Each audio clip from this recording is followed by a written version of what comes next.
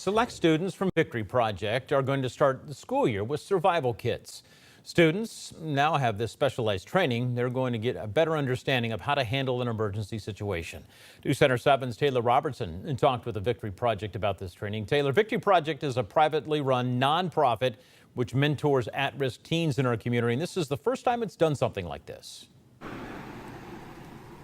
It is, James. The owner here at Victory Project, Monty Bush, tells me it's a pilot program.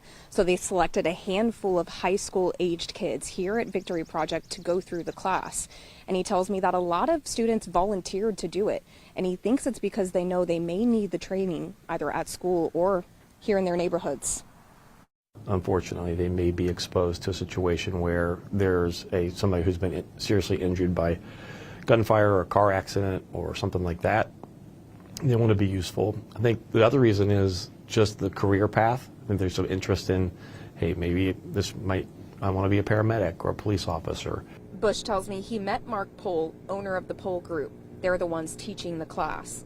Pohl Group is an organization that helps different groups learn how to respond to active shooters or other emergency situations. Students will leave the training with a TAC-Med survival kit. It's filled with things like tourniquets, bandages, chest seals, gauze, and other life-saving equipment. It's one of those things where I'd rather have it and not need it than need it and not have it. You're gonna need those skills.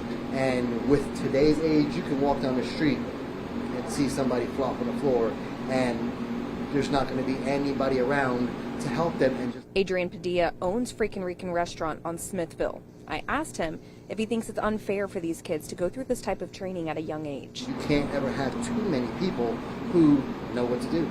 There's no such thing as too many people knowing what to do.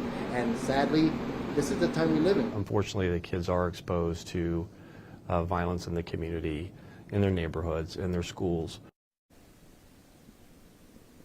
The training is August 11th, right around the time where many kids here in the Miami Valley will be heading back to school.